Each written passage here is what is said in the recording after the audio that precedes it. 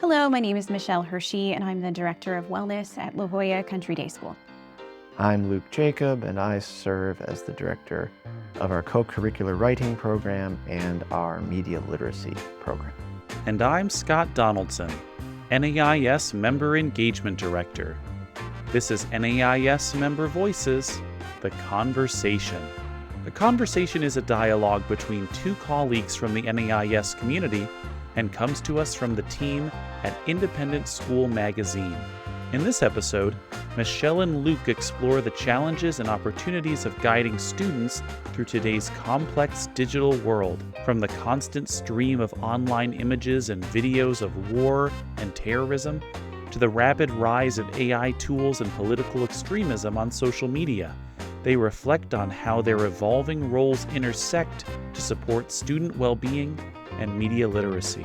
In this candid exchange, they share how schools can help students develop the skills and mindsets needed to engage with digital content critically, compassionately, and responsibly, while also supporting each other as sounding boards and collaborators in a rapidly shifting educational landscape. Now back to Michelle and Luke. So we're going to talk a little bit today about the convergence of our two areas of work and just how much that has transformed and continued to progress, particularly in the last few years. Yes. In terms of wellness and how media literacy has come into focus, I would just start by saying that media has had a substantial, significant, all-encompassing impact on the well-being of virtually all of us, but particularly in the context of our conversation today, our children. We know that there is correlation between increase of media consumption and the impact on things like body image, self-esteem, general mental health. And while there's some conversation and dialogue around correlation and causation, it is clear that our children are growing up in a world that is quite different than the one that we did. And it appears to be having an impact on how they feel and how they show up for the world and how well they really truly are. And so we've seen in general a huge change in what it means to be a counselor. I've been a counselor for 16 years in 3 different states across the country, mostly specializing in adolescents. And we've always dealt with what it means to be a teenager. And being a teenager is a challenging and exciting time. But we're now really having to address so much more issues like bullying in a cyber space, social media pressure, the mental health impact of just constant comparison we've really created new words to describe the experience like FOMO of missing out on things that you otherwise maybe wouldn't have known in our generation were happening, but you're watching them in real time now. And so we're spending as counselors a tremendous amount of time addressing issues that take place in virtual spaces and off campus because we're seeing the considerable and significant impact that it has on campus. And so gone sort of are the days where we get to say it didn't happen on our campus and therefore it's not our problem, because everything that is happening constantly. It is relentless. It does not stop. And it really highlights the absolute need for critical skills, for skills and mindsets that our children need to navigate this digital content, this digital world, with the hope that they're going to be able to help mitigate harm and avoid things that we know are not great for them. But overall, we really have expanded our scope and need for intervention across schools in general. The digital world has introduced new stressors, such as digital addiction, sleep disruption. We've seen huge increases in anxiety. And it's really required counselors to adapt our approaches. We didn't grow up in this world, and we've had to learn really quickly how to help treat and support children experiencing significant symptoms related to this world. And we've had to adjust our approach really quickly, which has been quite a big switch in my 16 years in general. And then certainly for counselors that have been doing it even longer, I'm sure even more of a of a switch that they've had to kind of navigate and go through. No doubt.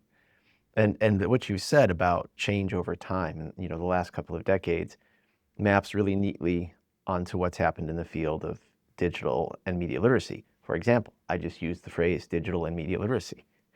10 years ago, we were still just using the term media literacy for the most part. And this field is one I've been in off and on since the mid to late 1990s. And over the past 25 to 30 years, some of the very basic things in my field, just like in yours, have of course stayed the same. Some of the fundamental principles of what we do haven't really changed. Teaching young people to evaluate different forms of media, to analyze messages that they encounter, and to think about what the context around those messages is. That is essentially still true. However, it wasn't, of course, until the early 2000s that we even began to talk about internet media. I mean, in the 90s, there might have been a few students using some early version of the web, but it wasn't a major focus of study. And by 5 or 6 years after the beginning of our Web 2.0 study in this field, suddenly social media became its own field of study in media literacy. And the concept of social media literacy, which you and I will talk about today, and we've talked about every day for the past few months probably, that term didn't exist, except maybe among very specialized people. So, where we are now, as you said, I think you used the term like pervasive, or the phrase everywhere all the time. The relationships that students have to texts have merged with the relationships that students have with each other and with their families and with the rest of the world around them, from the pop culture to politics to their own education. That is a really fundamental change. That the ability to deal with a text is hard to separate from the ability to deal with a person if the representation of that person that you encounter is constantly through online images and sounds and text. So our fields have both fundamentally changed and basically just moved closer and closer and closer to each other for years and years and years.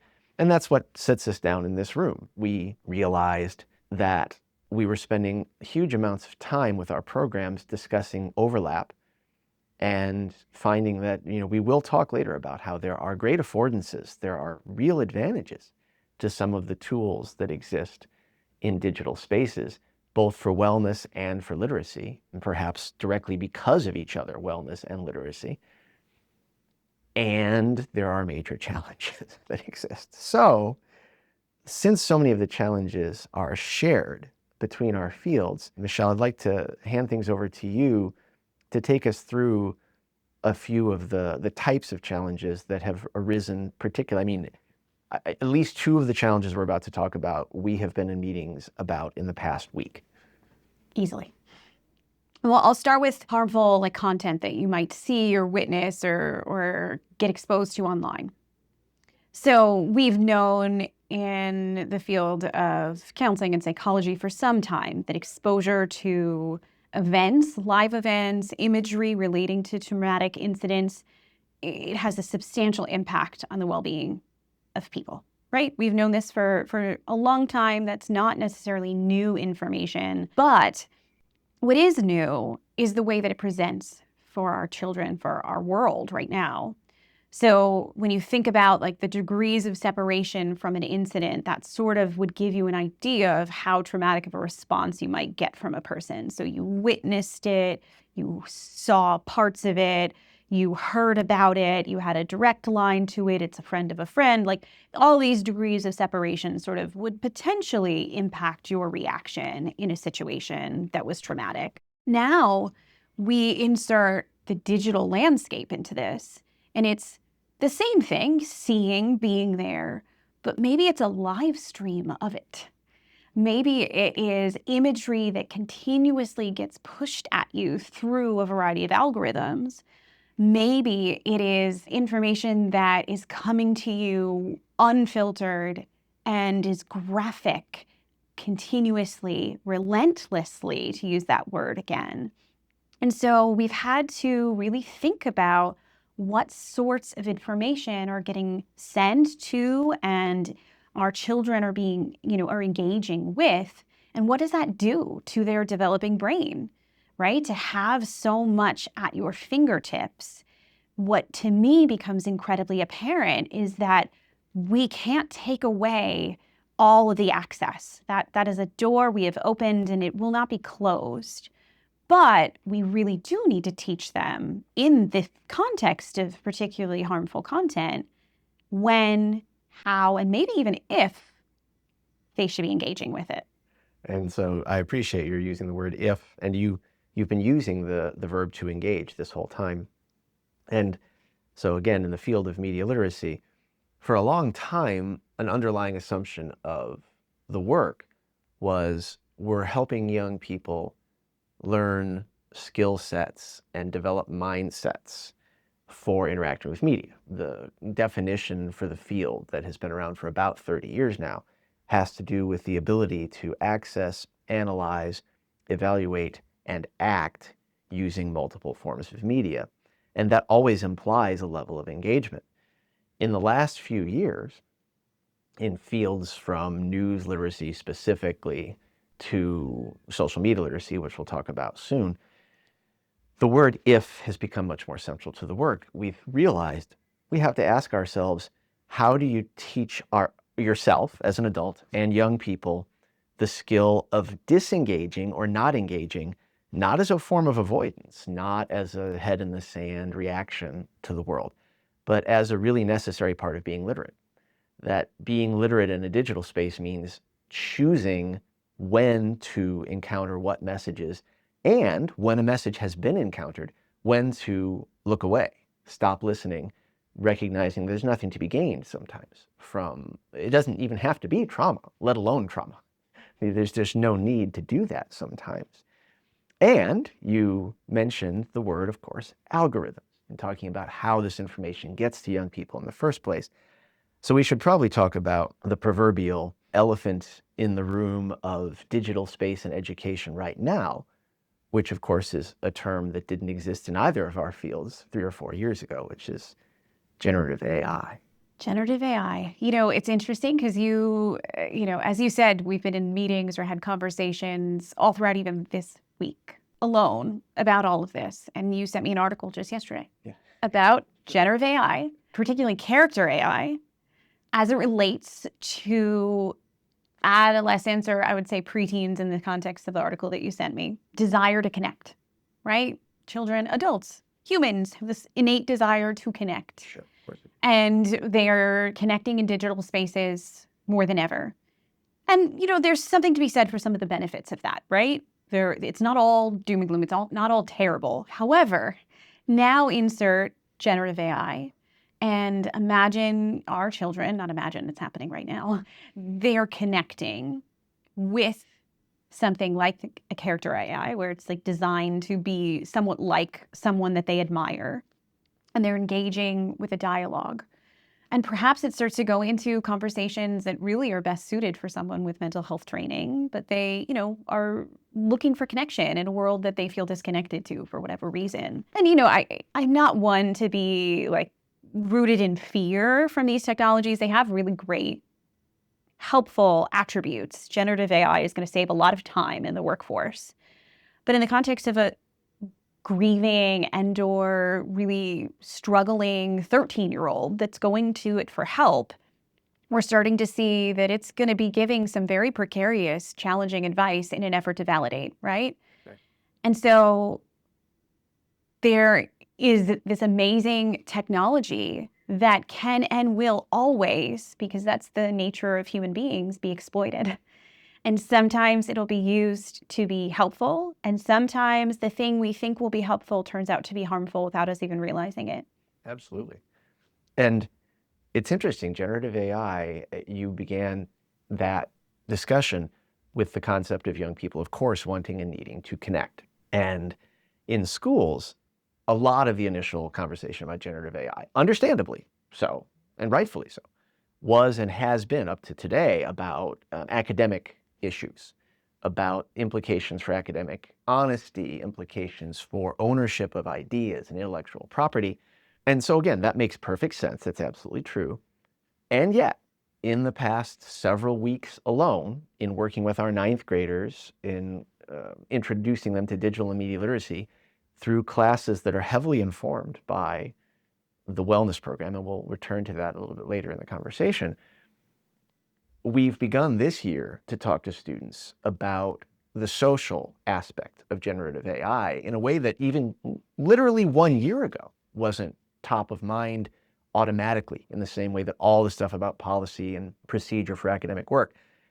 The social side of chatbots and the social side of AI tools, from character AI style persona creation to the ability to manipulate and or create digital images or sounds of people and place them online and all of that, has really leapt to the forefront of our discussions in both of our fields about AI. And not surprisingly, as you said, people want to connect. They bring us back to social media. And so here's a field in education spaces. No one has doubted from the moment ChatGPT was released that schools were going to be thinking about the question, how do we teach about large language models? When do we teach about large language models? And exactly what do we teach about large language models? That was just obvious.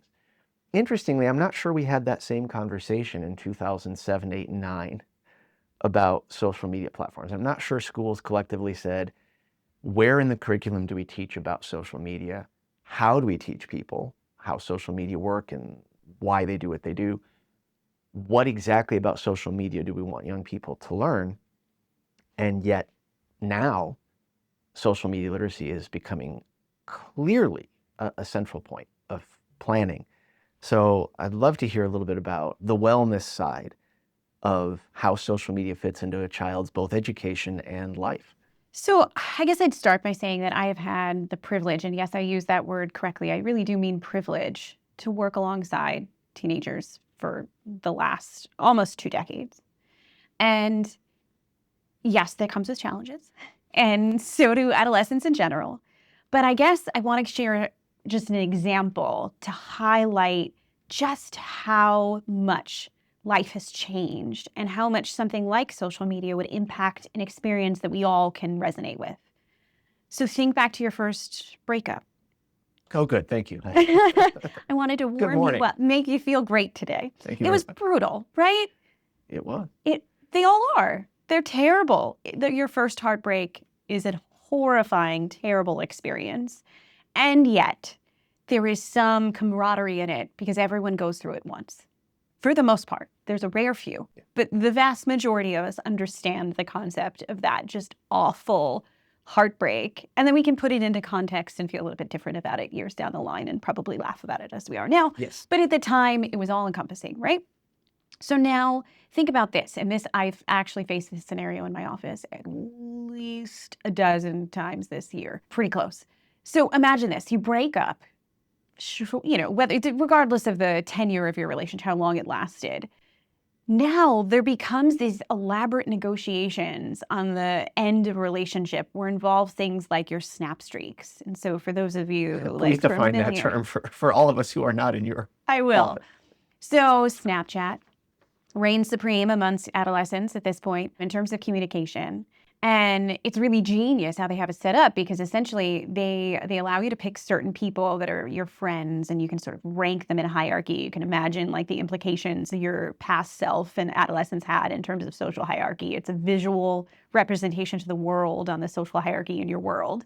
Then it also includes snap streaks. So that is essentially a testament to how many days back and forth you would have communicated with one another. And so an absolute expectation in a relationship at this point is that you would converse through Snapchat to continue to increase these streaks over a period of time. So now imagine you've been in a relationship for a year, even in high school, and you've gotten to this amazing number of 365 in your snap streak. There's a grieving process for the relationship, and there's this grieving process for the streak. And often what I'll see, which is really interesting, it's fascinating, is that they will agree to keep the snap streak going. Mm. And I think it's, for the most part, in most cases, born out of this like desire to continue a friendship. But what it really turns out to is that they will agree to go, quote unquote, no contact, which means they no longer speak. But what they do to keep this streak going is they send each other a picture of each other's face back and forth every single day. Wow. Can you imagine? Your heart is breaking. You're wondering where this person is. Oh, wait, no, you don't have to wonder because you just look on the Snap Map and you know exactly where they are and who is with them. Snap Map is another term you might want to define just in case. It's another lovely part of Snapchat, as you can imagine. They can see where each other is in real time. They can see who is with them in real time, especially if they're all friends.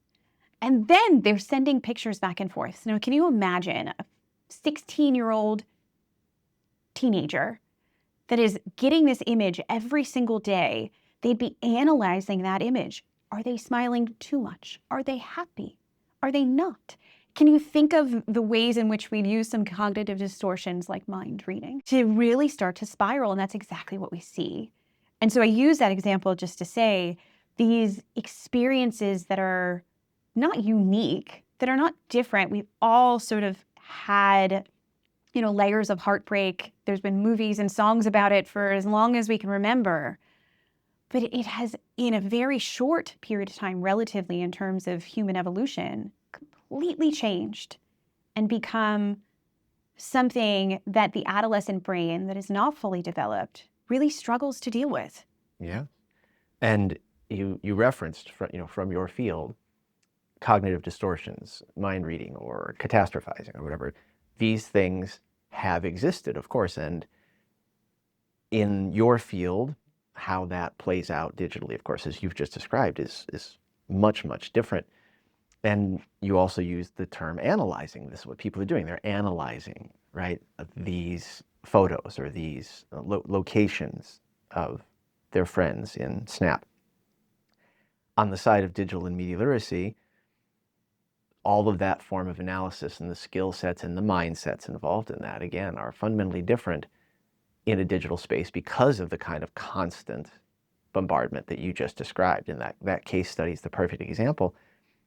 And in my side of the field in digital media literacy, one hears all the time the term digital native as a way of putting boundaries around people of a certain age, people younger than a given age, and as a way of explaining or suggesting at least a way in which they may be, young people, may be specially adapted for the kind of scenario you just described, which, as you said, we hear it, we think about our youth and our childhood, and it sounds horrific. And it might be tempting to say, but we weren't digital natives. We weren't acclimated to that, and therefore it would be harder for us. But I think that's simply not true. Everything you just described as being horrible and, of course, sending young people into spirals, to use your term, is not in any way mitigated by the fact that they've been around digital technology. And I think the flaw in the metaphor of the digital native is really instructive in both of our fields, in that someone being surrounded by digital technology from age of whatever, birth, age 2, age 5, whatever it may be, isn't therefore digitally native, isn't therefore native to that technology.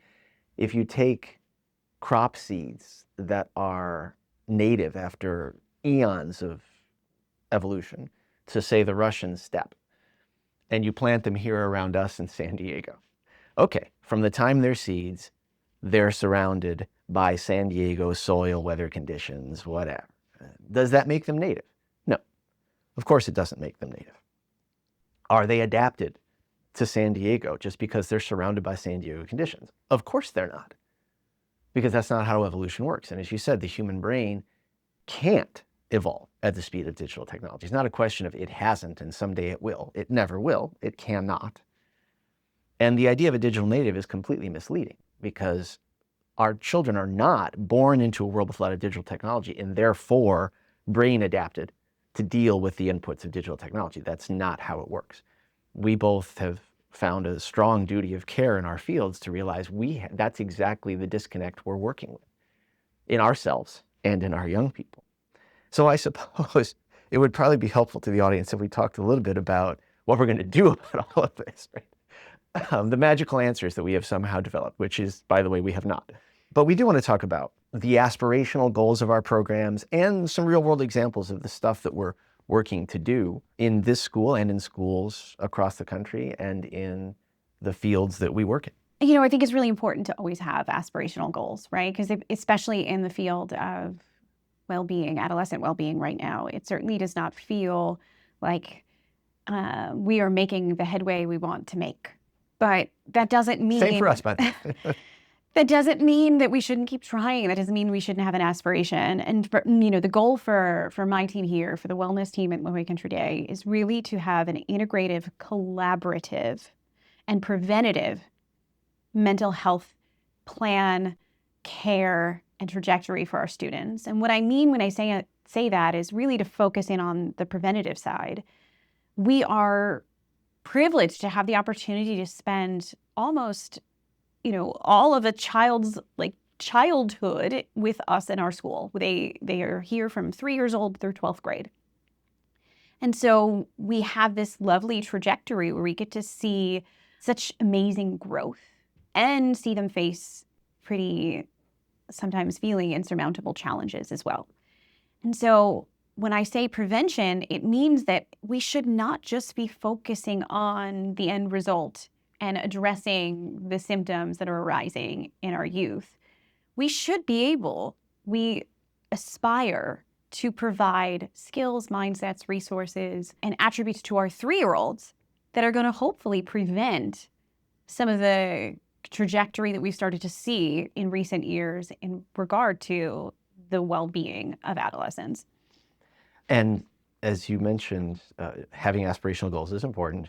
So in the field of digital and e-literacy, not just here, at every conference I attend with people who do this work in pre-K through 12 education and in college and university settings, there is one shared aspiration I've found, which is not dissimilar from what you've just described, in that it has to do with integration. It's different in other ways, but it has to do with integration. We realize that no department of or office for the study of digital and media literacy is going to by itself change mindsets. You've used the term mindsets at least twice. I've used the term mindsets at least twice in this conversation, because as much as skills matter in a digital world, the tools to which you're adapting your skills are going to change incredibly fast. So you have to develop mindsets, ways of thinking, ideally ones that are grounded in wellness and that are focused on your well-being. And so we want those mindsets of interacting with digital media to become a part of all of the core studies in an education space, in every academic discipline, in every discipline that is co-curricular. We want aspirationally for that to happen. And you and I, in our programs, in our interactions on behalf of our programs, have found some natural connection points. I think we'll give a couple examples here. One that began and still lives in the wellness team in our middle school, and one that began and still technically lives in the digital and media literacy / learning resource side in our upper school, but that have essentially merged into each other. So we've had health classes in schools for a long time, right? For a while, they were focused on physical health. What do you eat? How much do you move your body? The basic components of how your body works. In more recent years, most of these classes have really started to shift towards mental health, substance use, some of these other kind of components of life that add into it. And the most recent shift that I've seen, that we've seen, that needs to happen is we cannot separate well-being from the spaces and places in which our youth are engaging most often, which is the digital world. So why don't you talk a little bit about some of the planning around, our classes in 5th grade and 9th grade? Yeah, so in 5th grade, the health and wellness class has existed, as you said. And this year, I'm going to have the opportunity to collaborate with your team and, importantly, with our school's media literacy, social media experts. The people who work on social media accounts for the school. Our director of that work, she knows more about social media per se than I, as a digital and media literacy person, could pretend to know. It's what she works in. And we know that we need the expertise of the wellness team to structure kind of how the health and wellness class works. I'll bring the lens of digital and media literacy, and we will lean on the social media know-how and deep expertise of a team member who has worked in that field to integrate the two fields in 5th grade. On the ninth grade side, the digital and media literacy study that we do was baked into, from a few years ago, was baked into the learning resource portion of our curriculum, which has to do with helping ninth graders adapt to high school studies and adapt to the kind of academic world that a pre-collegiate prep school tends to develop. And it seemed like a very natural place to put digital media literacy, of course. And what have we found? We found in the past 2 years that a lot of the programming that has been part of ninth grade health and wellness curricula, class that was once called Dignity, for example, have become vital parts of what we do in grade 9. So 5th grade, it started as health and wellness, it still is. We're working social media especially into that class. 9th grade, it started as a part of how you study texts that are digital in your education. Of course, it still is, that makes sense. And we've begun to really work on how your digital wellness is a part of that picture, not just your classroom work. And everything I've just said, these examples are just specific to our work with students, which, as you know better than most, is only one little piece of the overall puzzle. Absolutely. I mean, I think it would be a misstep for us, for anyone, to focus entirely on students, which sounds very strange as an educator that works in a school dedicated to educating students. But it's true. Hear me out. I'm listening, Michelle.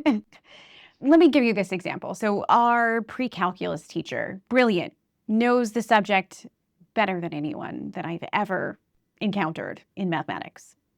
She does not need a lot of input from really anyone at this point in her career on how to effectively teach certain concepts that are necessary to equip students to enter a calculus class. However, when it comes to something like the well-being of a child and the media, digital landscape, and social media, parents have to be involved in this conversation because they have so much to do with the world in which their child is engaging and interacting with. And so the digital world is ever present. And what we need and what our parents have craved, particularly in the last 5-6 years, is they are looking for more skills for them as parents to engage with their children in a world that they didn't grow up in. How do you do it? What does it mean to handle social conflict when it's online? What does it mean to set limits and boundaries? What's the right policy to have in your house? Do you let your kid have a cell phone? What's the age you let them have it? All these things are, I'm sort of laughing while I say it, because the truth is there's no one set exact answer. The answer is it's complicated. And that's exactly why parents need resources. They need help. They need support. It really does take a village to figure this out. And there's so much information out there. There's wait till 8th. There's don't do it until 14. There's, Australia banning things till 16. Then there's the idea that adolescents have always defied our rules no matter what we do. So they'll probably do that again. How do we manage? And so bringing in the parents and making sure that we are supporting them is so critical. And part of doing that is bringing in the community, right? We have amazing experts. And just this week, we'll be bringing in a fabulous clinician whose expertise is around anxiety, but specifically has seen such a huge correlation between anxiety in her clients and the aspect of social media, so interconnected so that she's going to talk about that and what parents need to do. And we've given some talks ourselves, but the truth is all of these silos of a child's world, we really need to bring together. Yes, you mentioned the question, what does it mean to deal with something like, for example, social conflict when it's in an online space? And answering a question like that or beginning to address a question like that before it even arises involves, by necessity, knowledge of social life and social conflict, wellness. It involves and necessitates knowledge of digital spaces and how they work, digital media literacy. And it involves an understanding of the context in which that is happening, the family, the community. As you said, we need to provide resources for family, for community. We need the wisdom of the families and communities to help us understand what young people are experiencing digitally and not digitally. You made mention specifically of a lot of the terminology attached to policies. Is it wait until 8, meaning grade 8 for certain things, 14 years 16 years in Australia. we've both been involved in conversations that are about policies for cell phone usage, none of which will by themselves make a difference. I've heard you say the phrase, abstinence-only education for cell phones is not going to work any better than abstinence-only education has for, let's talk about it, it's sex, drugs, alcohol, whatever it may be. We know that's not how things work. Policies have to be put in place. Of course, schools are going to have to determine when and how, if, when, and how young people have cell phones with them on campus. All of that is absolutely true. None of it changes the fact that digital interaction is a huge part of young people's lives. It's going to be, and that is not going away. And one thing I'd add on that is that when it comes to policies, and as you said, I don't think there's going to be one easy solution. It would be wonderful if it was that simple, but it's not going to be. Regardless of where a school falls, it's going to continue to be increasingly complex. But I think that's where schools, where community, where the world really needs to lean on what we have already learned. We know the way to teach complex information to children. We've learned how to do that for a very long time. And it is not by giving an 8-year-old a really complex text and telling them to properly annotate it, work to find thesis statement, and then find evidence within the text to create. I mean, I'm joking at this point.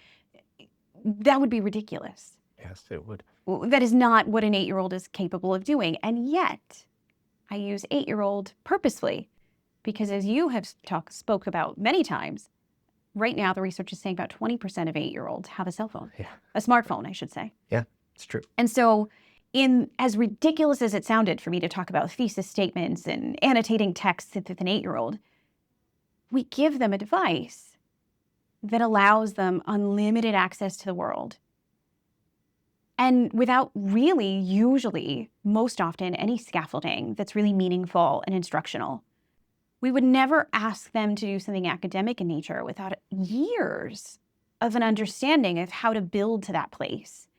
And kids are handed a device, even if it's at 14 or 16, said, okay, we think you're ready. Well, we really need to be considering, what we really need to figure out is, what does scaffolding look like to get the skill set and mindsets needed for success over a period of time, and how do we translate that to this space? Because we know that works. It's always worked. But it won't be without its complications. And we promised that we were going to mention as central to our work that we don't see all this from a deficit mindset. We see this as opportunities as much as challenges. And what you've just said is the perfect encapsulation of that. The great opportunity we have in schools is that we do have, as you said, decades of experience in how to work with young people and professionals who have studied pedagogy and practice. We have the ability to apply all of that and to take fields like digital media literacy and wellness and say, let's build curricula starting there. I mean, I've said many times, and I'll continue to say, if I'm building a curriculum in a school, I start with Michelle and her team. I start with wellness and build everything around that, not as an add-on that we can fit in when there's an empty block or we take away one study hall or something. I think that we need to be starting from a point of, how does wellness education work? And that's one of our great, again, it's not a challenge, that's a great opportunity that we have, because we know how much good can happen socially and academically through digital technology. We see it all the time.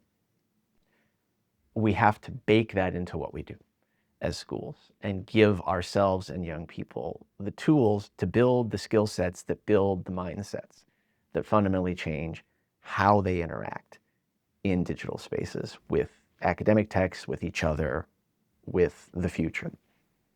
So I'm going to give the last word to you, if I may, because we started wellness, and I think we should end in wellness, given that we know that the most, every bit of research, the most important thing you can do for a young person educationally is make sure that they are well. You can't learn anything if you're not. You know, I think we owe it to them. We owe it to our children. We owe it to future children to figure out a way to support them in the world that we've created. It feels as though we have created a world and we are only living in it versus helping shape it and craft it to the place that we want it to be, where we need it to be, because all of us parents out there want our kids to be okay. Well said. Know that we, both of us, and our school are interested in taking part in this conversation nationally, regionally, with your school, with a consortium of schools. Please reach out to us on any of these topics. We know we have a lot to learn, and we know that we have resources we would love to share. So thanks for your time.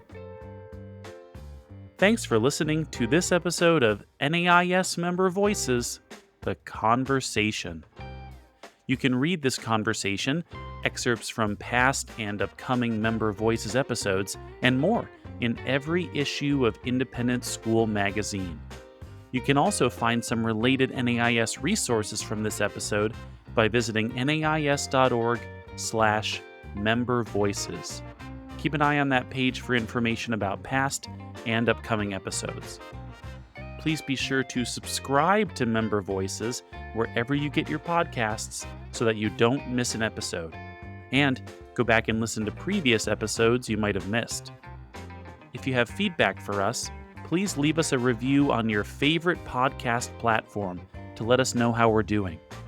You can also send us your thoughts and suggestions on what you'd like to hear on a future podcast by emailing membership@nais.org.